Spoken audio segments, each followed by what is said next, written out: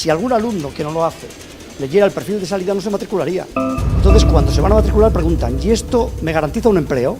¿Tendré un puesto de trabajo? ¿Dónde está la cultura? Pero definir el perfil de salida, es decir, ¿para qué sirve esto? Que deberían preguntarse los rectores, los decanos, ¿para qué hacemos esto? Y parece que esa pregunta no se produce. El alumno tampoco se pregunta ¿para qué sirve esto? Simplemente con este título, ¿encontraré trabajo o me tendré que ir a Inglaterra? Ya no. Después de esto, ¿qué te espera? En principio el abismo. Porque no es una plataforma de salida, es un precipicio. Intentando responder también un poco a las cuestiones que planteabas tú, creo que es fundamental que desde las instituciones empecemos a intentar recoger esas experiencias particulares que se producen entre estudiantes e intentar reconocerlo de forma que pueda constar en los currículos, porque realmente uno aprobando asignaturas luego llega y se cae al precipicio. Si lo único que haces es aprobar asignaturas, da igual que saques 10, que te vas a caer al precipicio. Pero si desde las instituciones empezamos a dar valor a esas iniciativas que de forma particular empiezan a llevar a cabo los estudiantes y empezamos a reconocerlos, a dar valor al aprendizaje basado en proyectos, al aprendizaje cooperativo y a todo ese tipo de iniciativas, creo que por ahí podemos llegar a un sitio un poco más esperanzador que el precipicio que comentaban. La reflexión de la que debemos partir si hablamos de medios de comunicación y educación y cultura es qué podemos hacer cuando grandes pioneros, por ejemplo, en la misma época contemporánea, Marshall McLuhan, Jean Cloutier, hablaba de que ya no había emisores y receptores, sino que había émetteurs, émetteur-recepteur. Este canadiense planteaba que había que conseguir esa alfabetización para formar productores de mensajes que fueran críticos desde un punto de vista de la transformación de la educación y de la sociedad en su conjunto, ¿no?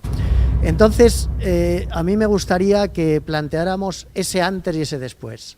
John está aquí porque dentro de una facultad de Ciencias Sociales, Jurídicas y de la Comunicación, como es la nuestra, yo en estos momentos ejerzo como decano, ejerzo como profesor pionero que quiere seguir transformando desde esa educación en la comunicación, y John está en esa vanguardia de lo que soñamos ya hace 30 años.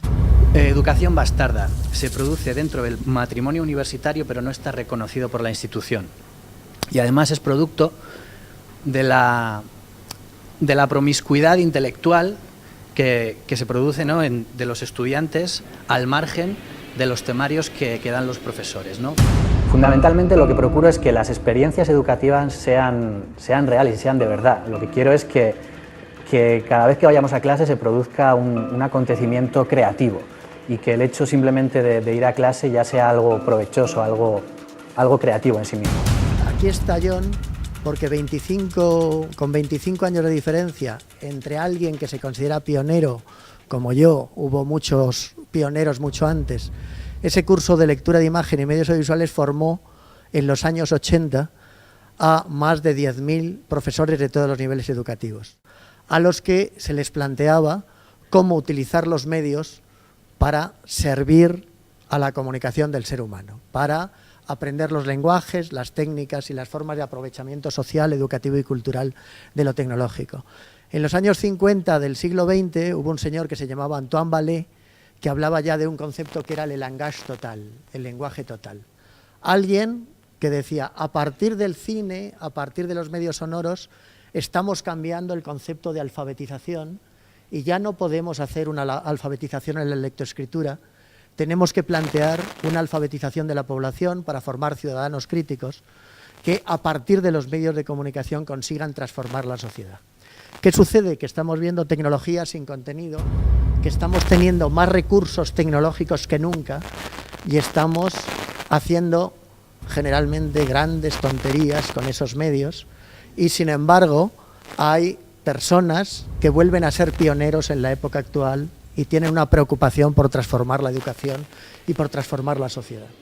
Estamos trabajando con profesores con gran motivación que están promoviendo esa cultura maker, esa cultura del hacer, que está consiguiendo que los propios estudiantes tengan una motivación extra para hablar de cosas que les interesan. En general, la universidad lo que hace es crear compartimentos estancos, asignaturas parceladas, que generalmente no responden a los intereses del propio estudiante. Hay una tradición que parte de Célestin Freinet en los años 20 del siglo XX, del pasado siglo, en donde un maestro con una simple imprenta les dijo a los estudiantes: vamos a romper los muros del aula y vamos a trabajar en lugar de con materias cerradas, en lugar de con compartimentos estancos, vamos a observar el entorno, la naturaleza, y vamos a utilizar esa tecnología para vivir y para servir a la vida. Y en ese sentido yo creo que tenemos que volver siempre a los antecedentes de grandes pioneros que intuyeron lo que podía ser la utilización de lo tecnológico desde un punto de vista humanista. Debemos evitar plantearnos en compartimentos estancos las diferentes áreas de conocimiento, ciencias sociales, ciencias humanas, ciencias de las denominadas puras. Es decir, en un universo digital no tiene sentido esa parcelación a la que nos ha acostumbrado la universidad convencional, el sistema educativo convencional.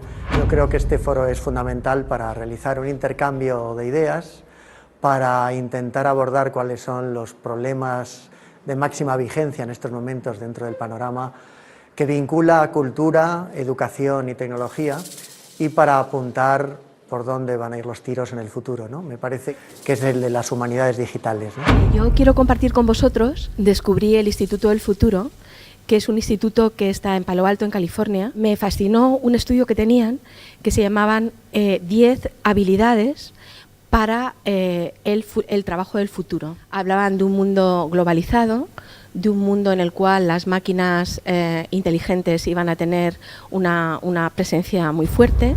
También hablan de transdisciplinariedad y también de diferentes generaciones. Hay una que me encanta que se llama diseño del pensamiento y que tiene que ver con cómo percibimos la realidad, es decir, cómo creamos los espacios en los que vivimos. Esto tiene mucho que ver con muchas cosas. Después de leer todo ese estudio y de ver esas habilidades del futuro, de pronto estaba pensando y decía, bueno, pero es decir, de pronto las artes tienen tanto que decir en estas nuevas habilidades del futuro. Bueno, las habilidades del futuro fundamentalmente nos hablan de los aspectos más humanos. En un mundo tremendamente tecnológico, en un mundo tremendamente globalizado, de pronto esas habilidades nos permiten acudir o desarrollar aquellas habilidades más humanas. ¿Qué elementos del mundo del arte y qué conocimiento del mundo del arte se podía aplicar para el desarrollo de estas nuevas habilidades? Necesitamos pasión y el arte eso es lo que lleva, es la expresión de uno mismo, no es escuchar a uno que tiene mucha información, porque realmente ahora la información la podemos encontrar muy bien en muchas partes y muy rápido. Entonces a veces preguntan por qué el arte tiene importancia en la educación. El arte, realmente, el base del arte es la creatividad. Creatividad es donde encontramos las nuevas ideas, nuevos conceptos, soluciones para problemas que todavía no entendemos.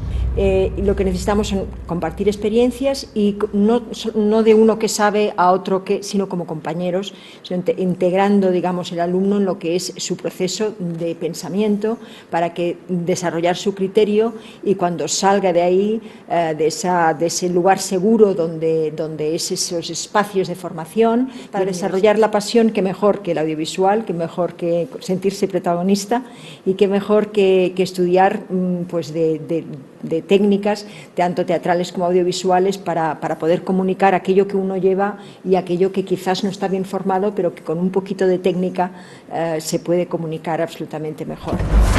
Soy artista visual, trabajo en el entorno de las nuevas tecnologías y los nuevos medios. Desde que el arte abandona su régimen objetual, y esto es algo que sucede hace mucho tiempo, y Duchamp abre la caja de Pandora, empiezan a aparecer un montón de manifestaciones artísticas que no tienen nada que ver con el objeto. La relación que tengo con las nuevas tecnologías no es de enamoramiento, es incluso de desprecio, ya lo eso. Que estamos en un momento muy interesante porque todas las fronteras se están difuminando, las fronteras entre todas las artes. Estamos en un momento de profundos cambios en el que el artista ya no es quien era, ya no es la persona con la bata pintando, esculpiendo, sino que el artista, la artista es profesional prestidigitador que hace uso de un montón de medios y trabaja con cosas y contenidos y contextos muy diferentes. Un momento en el que el lugar de exhibición ya no está solamente en la galería, casi que en la galería hay un modelo de negocio, no hay un formato de exhibición. El arte puede estar en cualquier otro lugar porque todo se ha impregnado, ha dejado de estar en el objeto y ha empezado a contagiar otras cosas y otras disciplinas. Por otro lado, también cambia todo, los derechos de autor, cambia la manera en la que los centros de exhibición se implican en ese modelo, cambia las formas de producción. Trabajar en fórmulas que tengan que ver con la formación a través de talleres de proyectos, talleres de prototipos.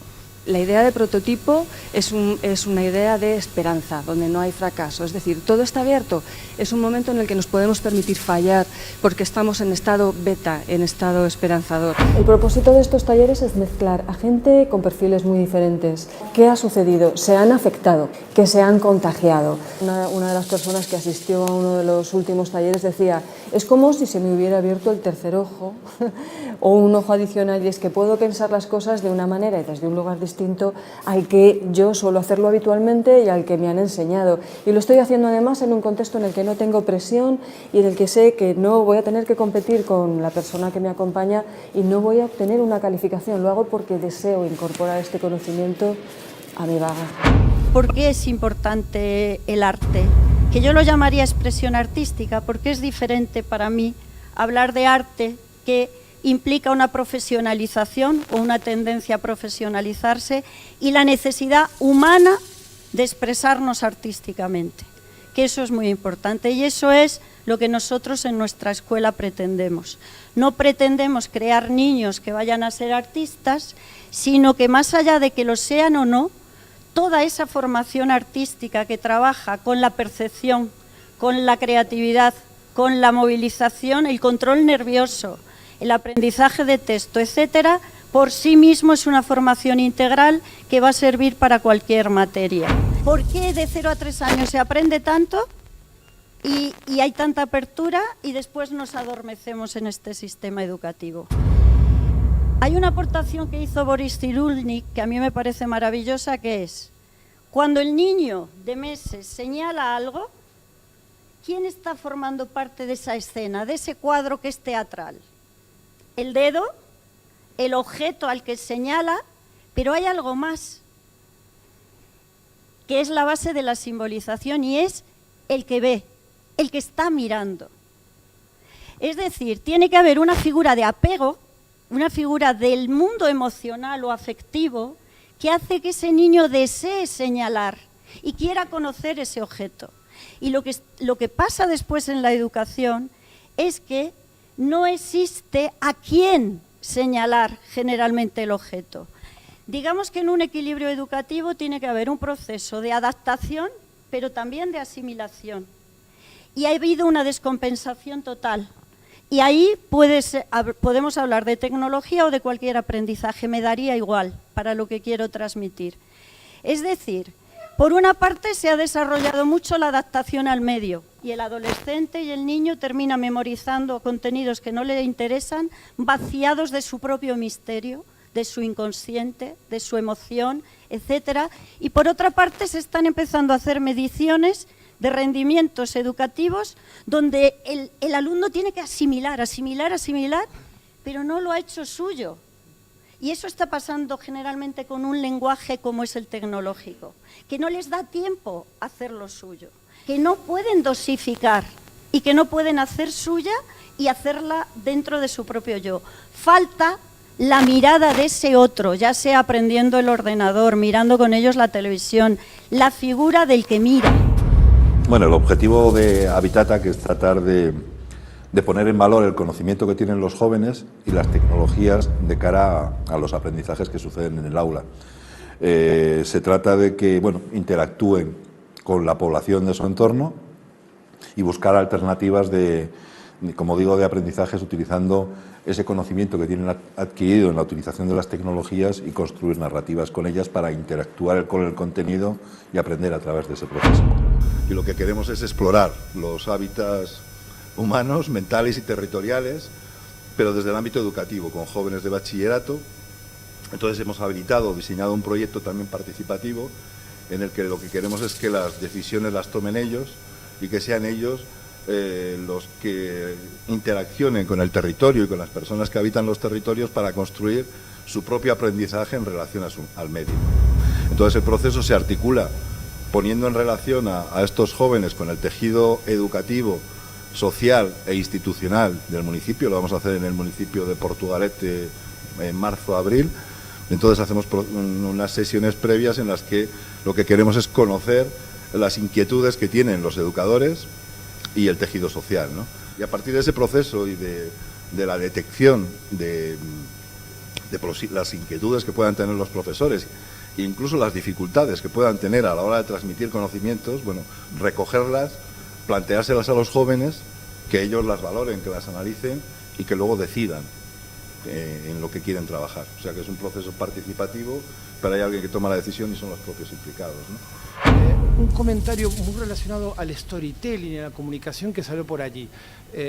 Yo personalmente y con 4 o 5 personas más desde hace algunos años, no muchos, nos dedicamos a una disciplina relativamente nueva en España que se llama el marketing de contenido, que en el fondo no es ni más ni menos que sentarse con una compañía a decirle: ¿puede usted de una buena vez hablar con sus potenciales clientes? ¿Podría hacerlo de una buena vez? A todo esto se reduce la tecnología, ¿no? Nosotros, más allá de meternos en que si vamos a hacer un blog, un post, vídeos, es romper ciertos paradigmas que tienen que ver con una cultura previa al mundo de Internet, donde las grandes marcas y todas las compañías estaban acostumbradas a enviar mensajes y a no recibir respuesta, porque no había forma de que nosotros le respondiéramos, ¿no? Y que dijéramos: Coca-Cola, no me gusta lo que haces, o BBVA, maldita sea el momento en el que firme una cláusula suelo, ¿no?